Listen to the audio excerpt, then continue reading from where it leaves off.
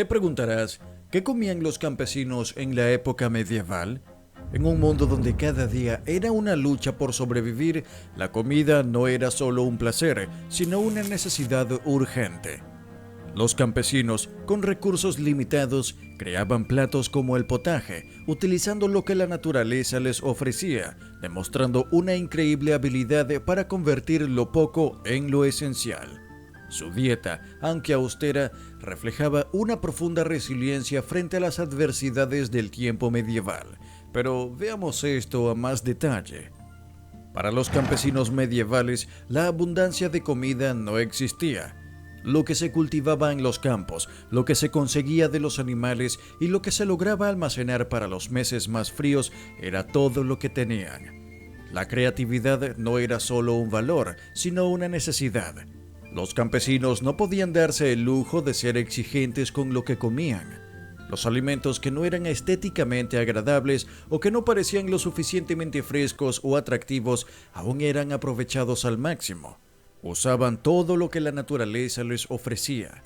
Las bellotas, por ejemplo, eran molidas para convertirse en harina y las hortalizas se fermentaban para que pudieran durar más tiempo. Todo, absolutamente todo, tenía que ser aprovechado, sin espacio para el desperdicio. La idea de tirar algo que se podía comer era inconcebible, algo que hoy parece lejano en nuestra sociedad de consumismo desmedido. En este escenario de lucha constante por la supervivencia, el pan era el alimento fundamental. Sin embargo, no se trataba del pan suave y esponjoso que conocemos hoy.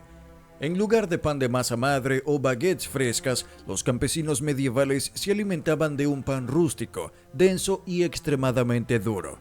Este pan, conocido como maslin, se hacía con una mezcla de granos, que podían ser trigo, cebada o en los años de malas cosechas, frijoles, guisantes e incluso corteza de árbol triturada. Lo que lo hacía aún más notable era su textura, tan dura que, en ocasiones, servía incluso como herramienta. Algunos registros cuentan que un campesino fue acusado de agresión con una hogaza de pan, ya que su densidad lo convertía en un objeto contundente. La dureza del pan era tal que muchos campesinos comían su pan sumergido en líquidos para poder masticarlo. Este pan no solo era básico, sino esencial, y representaba aproximadamente el 80% de las calorías diarias de un campesino medieval. Era un alimento indispensable que sustentaba a las familias campesinas, aunque con un sabor mucho más áspero y menos agradable que lo que hoy entendemos como pan. A lo largo de la Edad Media, el acceso a los granos, esenciales para la producción de pan, estaba estrictamente controlado. Los campesinos debían llevar su cosecha de grano al molino del señor feudal para ser molido, pero este servicio no era gratuito. Los molinos eran propiedades de los señores y por lo tanto los campesinos tenían que pagar un porcentaje de su cosecha por el uso de los molinos. Algunos intentaban eludir estos pagos utilizando molinos pequeños de mano en secreto, pero el castigo por ser descubierto era severo. Cuando la cosecha era escasa o el invierno se alargaba, los campesinos dudaban en recurrir a alternativas para reemplazar la harina. Algunos sustituían el grano por harinas de guisantes, frijoles o incluso bellotas trituradas, compitiendo en ocasiones con las ardillas por estos recursos tan básicos. En el vasto y austero mundo de la Edad Media, la vida de los campesinos estaba marcada por la lucha diaria por la supervivencia, y su alimentación era un reflejo directo de esta dura realidad. A diferencia de los lujosos banquetes que hoy en día decoran las mesas de aquellos que pueden permitirse vivir sin preocupaciones, la dieta medieval se basaba en lo esencial, lo que la tierra y el esfuerzo humano podían proveer. Uno de los pilares fundamentales de la alimentación campesina era el potaje, un guiso que no solo representaba la creatividad de las personas para adaptarse a los recursos disponibles, sino también su necesidad de prolongar la vida útil de los ingredientes que tenían a su disposición. Este potaje era un guiso que, lejos de ser una receta puntual y definida, se convertía en un proceso en constante evolución, una especie de receta interminable.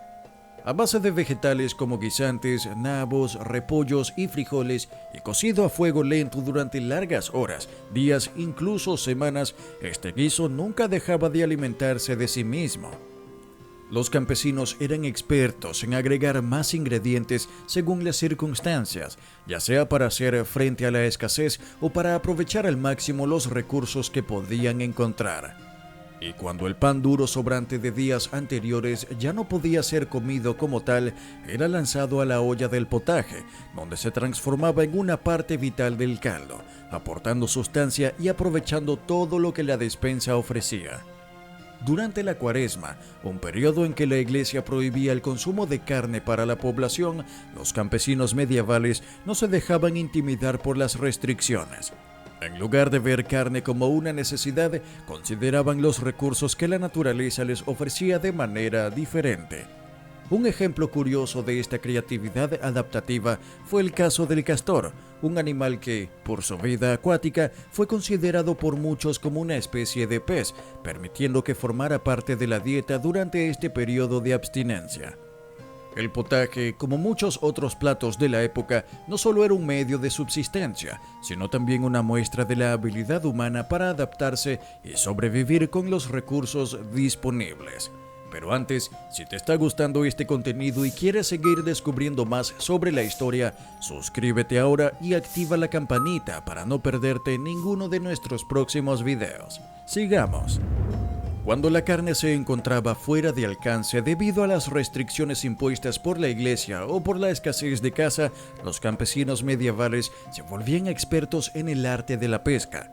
Los ríos, lagos y arroyos eran fundamentales no solo para el transporte y la agricultura, sino también como fuentes de alimentación.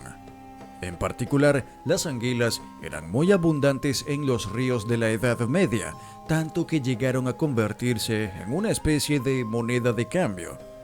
Los campesinos intercambiaban anguilas con otros productos o servicios, y excavaciones arqueológicas han encontrado restos de estos peces en los vertederos medievales, lo que muestra la importancia de las anguilas en la dieta de esa época. Sin embargo, pescar no era un proceso sencillo y se requería de ingenio y paciencia. En lugar de contar con las cañas de pescar y redes sofisticadas que conocemos hoy, los campesinos desarrollaron métodos rudimentarios pero efectivos para atrapar peces. Algunos de ellos construían laberintos de madera en los ríos, conocidos como trampas de pesca, que capturaban a los peces a medida que se nadaban por el cauce. Otros optaban por técnicas más arriesgadas, como la pesca nocturna, utilizando antorchas para iluminar el agua y atraer a los peces. En lugares donde los peces eran escasos, algunos campesinos empleaban una técnica inusual pero eficaz. Fermentaban grano hasta que el alcohol en el grano embriagaba a los peces, llevándolos a flotar a la superficie, lo que hacía más fácil su captura. Además de ser una fuente de proteínas cruciales, los ríos cumplían también una función menos esperada. Se convirtieron en refrigeradores naturales. Durante los meses de verano, cuando el calor era insoportable, los campesinos sumergían sus productos lácteos, como el queso, en los arroyos fríos para evitar que se echaran a perder. Sin embargo, los ríos no solo eran una bendición, sino también un desafío, ya que, en ocasiones, los peces hambrientos no dudaban en robar el queso que los campesinos guardaban, dejándolos sin sus preciados alimentos. La caza en la Edad Media, a diferencia de la actualidad, no era una actividad recreativa o deportiva, sino una cuestión de vida o muerte para aquellos que necesitaban asegurar su sustento. Sin embargo, las leyes de caza estaban estrictamente controladas por la nobleza y los señores feudales. Solo los nobles podían cazar animales grandes como ciervos, jabalíes y osos, mientras que los campesinos, a menudo despojados de estas oportunidades, debían conformarse con presas más pequeñas como conejos, ardillas, faisanes e incluso erizos. Cazar fuera de los límites legales no era solo una transgresión, sino un delito grave, y las penas por caza furtiva eran severas. Dependiendo de la gravedad del delito, las sanciones podían ir desde multas hasta penas de muerte. Sin embargo, la necesidad de sobrevivir llevó a algunos campesinos a tomar decisiones extremas y riesgosas. Una técnica peculiar que algunos adoptaron fue la de dejarse atrapar a propósito durante los meses más fríos del año. Si lograban ser arrestados por caza furtiva, el castigo era la prisión, pero en lugar de ser una pena cruel, la prisión les ofrecía refugio del frío invierno y una ración garantizada de alimentos, algo mucho más valioso que enfrentarse a las duras condiciones climáticas fuera de los muros de la cárcel. Un relato curioso y surrealista sobre la caza furtiva en la Edad Media cuenta cómo un grupo de campesinos acusados de cazar ilegalmente logró reducir su castigo al presentar una excusa completamente inverosímil. Argumentaron que un ciervo había muerto de la risa al ver a uno de ellos resbalar en el barro. Para asombro de todos, el juez aceptó esta excusa como válida y el castigo fue rebajado.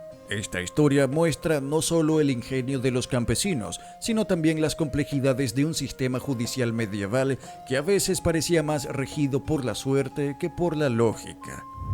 A pesar de que la carne era un lujo reservado para los más ricos, la leche era un alimento mucho más accesible para los campesinos. En muchas aldeas medievales existía lo que se podría considerar una vaca comunal.